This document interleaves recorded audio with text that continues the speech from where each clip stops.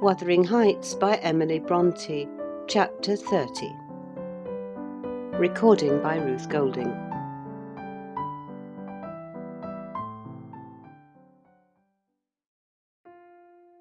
I have paid a visit to the Heights, but I have not seen her since she left. Joseph held the door in his hand when I called to ask after her, and wouldn't let me pass. He said Mrs. Linton was thrang, and the master was not in. Zillah has told me something of the way they go on, otherwise I should hardly know who was dead and who living. She thinks Catherine haughty and does not like her, I can guess by her talk. My young lady asked some aid of her when she first came, but Mr. Heathcliff told her to follow her own business, and let his daughter-in-law look after herself. And Zillah willingly acquiesced, being a narrow-minded, selfish woman. Catherine evinced a child's annoyance at this neglect, repaid it with contempt, and thus enlisted my informant among her enemies as securely as if she had done her some great wrong. I had a long talk with Zillah about 6 weeks ago, a little before you came, one day when we foregathered on the moor, and this is what she told me. "The first thing Mrs. Linton did," she said, "on her arrival at the Heights was to run upstairs without even wishing good evening to me and Joseph. She shut herself into Linton's room and remained till morning. Then, while the master and Earnshaw were at breakfast, she entered the house and asked all in a quiver if the doctor might be sent for. Her cousin was very ill." "We know that," answered Heathcliff, "but his life is not worth a farthing, and I won't spend a farthing on him." "But I cannot tell how to do," she said, "and if nobody will help me, he'll die."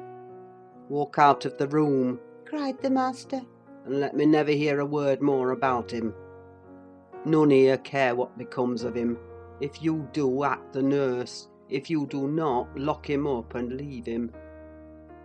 Then she began to bother me, and I said I'd had enough plague with the tiresome thing. We each had our tasks, and hers was to wait on Linton. Mr. Heathcliff bid me leave that labour to her. How they managed together I can't tell. I fancy he fretted a great deal, and moaned himself night and day, and she had precious little rest, one could guess by her white face and heavy eyes. She sometimes came into the kitchen all wildered-like, and looked as if she would fain beg assistance. But I was not going to disobey the master. I never dare disobey him, Mrs. Dean. And though I thought it wrong that Kenneth should not be sent for, it was no concern of mine either to advise or complain, and I always refused to meddle. Once or twice, after we had gone to bed, I've happened to open my door again and seen her sitting crying on the stairs top, and then I've shut myself in quick for fear of being moved to interfere. I did pity her then, I'm sure. Still, I didn't wish to lose my place, you know. At last, one night, she came boldly into my chamber and frightened me out of my wits by saying, 'Tell Mr. Heathcliff that his son is dying. I'm sure he is this time. Get up instantly and tell him.' Having uttered this speech, she vanished again. I lay a quarter of an hour listening and trembling. Nothing stirred. The house was quiet. 'She's mistaken,' I said to myself. 'He's got over it. I needn't disturb them.' And I began to doze. But my sleep was marred a second time by a sharp ringing of the bell, the only bell we have, put up on purpose for Linton. And the master called to me to see what was the matter, and inform them that he wouldn't have that noise repeated. I delivered Catherine's message. He cursed to himself, and in a few minutes came out with a lighted candle, and proceeded to their room. I followed. Mrs. Heathcliff was seated by the bedside, with her hands folded on her knees. Her father-in-law went up, held the light to Linton's face, looked at him, and touched him, Afterwards he turned to her. "Now, Catherine," he said. "how do you feel?" She was dumb. "How do you feel, Catherine?" he repeated. "He's safe, and I'm free," she answered. "I should feel well, but," she continued with a bitterness she couldn't conceal, "you have left me so long to struggle against death alone, that I feel and see only death. I feel like death." And she looked like it too. I gave her a little wine. Hareton and Joseph, who had been wakened by the ringing and the sound of feet, and heard our talk from outside, now entered. Joseph was fain, I believe, of the lad's removal. Hareton seemed a thought bothered, though he was more taken up with staring at Catherine than thinking of Linton. But the master bid him get off to bed again. We didn't want his help. He afterwards made Joseph remove the body to his chamber, and told me to return to mine, and Mrs. Heathcliff remain by herself. In the morning he sent me to tell her she must come down to breakfast. She had undressed and appeared going to sleep, and said she was ill, at which I hardly wondered. I informed Mr. Heathcliff, and he replied, "Well, let her be till after the funeral, and go up now and then to get her what is needful, and as soon as she seems better, tell me." Cathy stayed upstairs a fortnight, according to Zillah, who visited her twice a day, and would have been rather more friendly, but her attempts at increasing kindness were proudly and promptly repelled. Heathcliff went up once to show her Linton's will. He had bequeathed the whole of his, and what had been her, movable property to his father. The poor creature was threatened or coaxed into that act during her week's absence, when his uncle died. The lands, being a minor, he could not meddle with. However, Mr. Heathcliff has claimed and kept them in his wife's right, and his also, I suppose legally. At any rate, Catherine, destitute of cash and friends, cannot disturb his possession.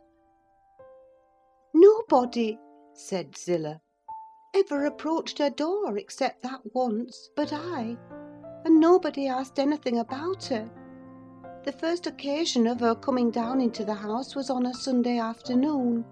She had cried out, when I carried up her dinner, that she couldn't bear any longer being in the cold, and I told her the master was going to Thrushcross Grange, and Earnshaw and I needn't hinder her from descending. So as soon as she heard Heathcliff's horse trot off, she made her appearance, donned in black, and her yellow curls combed back behind her ears as plain as a Quaker. She couldn't comb them out. Joseph and I generally go to chapel on Sundays. The kirk, you know, has no minister now," explained Mrs. Dean, "and they call the Methodist or Baptist place, I can't say which it is, at Gimmerton, a chapel." "Joseph had gone," she continued, "but I thought it proper to bide at home. Young folks are always the better for an elder's overlooking, and Hareton, with all his bashfulness, isn't a model of nice behaviour. I let him know that his cousin would very likely sit with us, and she had been always used to see the Sabbath respected, so he had as good leave his guns and bits of indoor work alone while she stayed. He coloured up at the news, and cast his eyes over his hands and clothes. The train oil and gunpowder were shoved out of sight in a minute. I saw he meant to give her his company, and I guessed by his way he wanted to be presentable. So, laughing, as I durst not laugh when the master is by, I offered to help him if he would, and joked at his confusion. He grew sullen and began to swear. Now, Mrs. Dean," Zillah went on, seeing me not pleased by her manner, "you happen think your young lady too fine for Mr. Hareton, and happen you're right; but I own I should love well to bring her pride a peg lower. And what will all her learning and her daintiness do for her now? She's as poor as you or I. Poorer, I'll be bound, you're saying.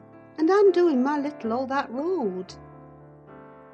Hareton allowed Zillah to give him her aid, and she flattered him into a good humour.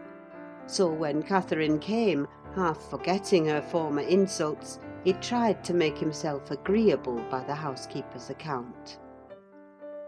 "Missus walked in," she said, "as chill as an icicle and as high as a princess. I got up and offered her my seat in the armchair. No, she turned up her nose at my civility. Earnshaw rose too and bid her come to the settle and sit close by the fire. He was sure she was starved. I've been starved a month and more," she answered, resting on the word as scornful as she could. And she got a chair for herself and placed it at a distance from both of us. Having sat till she was warm, she began to look round and discovered a number of books on the dresser. She was instantly upon her feet again, stretching to reach them, but they were too high up. Her cousin, after watching her endeavours a while, at last summoned courage to help her. She held her frock, and he filled it with the first that came to hand. That was a great advance for the lad. She didn't thank him, still he felt gratified that she had accepted his assistance, and ventured to stand behind as she examined them, and even to stoop and point out what struck his fancy in certain old pictures which they contained. Nor was he daunted by the saucy style in which she jerked the page from his finger. He contented himself with going a bit farther back and looking at her instead of the book. She continued reading, or seeking for something to read. His attention became by degrees quite centred in the study of her thick silky curls. Her face he couldn't see, and she couldn't see him. And perhaps not quite awake to what he did, but attracted like a child to a candle, at last he proceeded from staring to touching. He put out his hand and stroked one curl, as gently as if it were a bird. He might have stuck a knife into her neck, she started round in such a taking. "Get away this moment! How dare you touch me? Why are you stopping there?" she cried in a tone of disgust. "I can't endure you! I'll go upstairs again if you come near me." Mr. Hareton recoiled, looking as foolish as he could do. He sat down in the settle very quiet, and she continued turning over her volumes another half hour. Finally Earnshaw crossed over and whispered to me. "Will you ask her to read to us, Zillah? I'm stalled of doing now, and I could like to hear her. Do not say I wanted it, but ask for yourself." "Mr. Hareton wishes you would read to us, ma'am," I said immediately. "He'd take it very kindly, he'd be much obliged." She frowned, and looking up, answered, "Mr. Hareton and the whole set of you will be good enough to understand that I reject any pretence at kindness you have the hypocrisy to offer. I despise you, and will have nothing to say to any of you. When I would have given my life for one kind word, even to see one of your faces, you all kept off. But I won't complain to you. I'm driven down here by the cold, not either to amuse you or enjoy your society." "What could I have done?" began Earnshaw. "How was I to blame?" "Oh, you are an exception," answered Mrs. Heathcliff.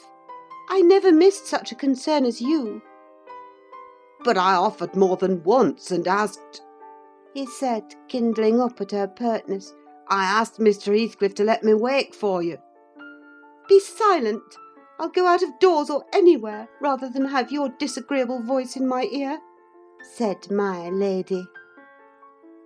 Hareton muttered she might go to hell for him, and unslinging his gun, restrained himself from his Sunday occupations no longer.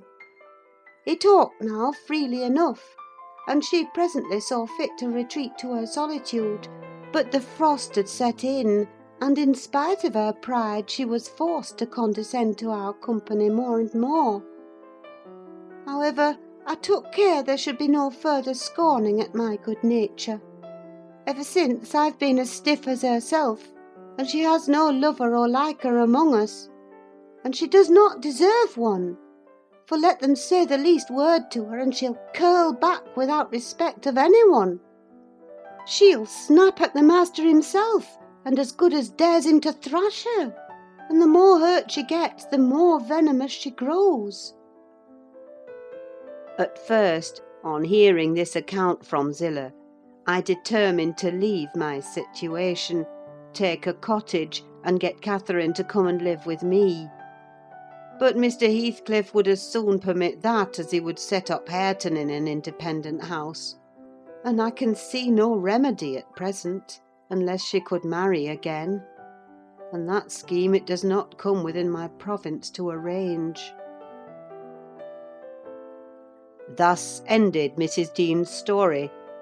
Notwithstanding the doctor's prophecy, I am rapidly recovering strength, and though it be only the second week in January, I propose getting out on horseback in a day or two, and riding over to Wuthering Heights, to inform my landlord that I shall spend the next 6 months in London, and if he likes, he may look out for another tenant to take the place after October.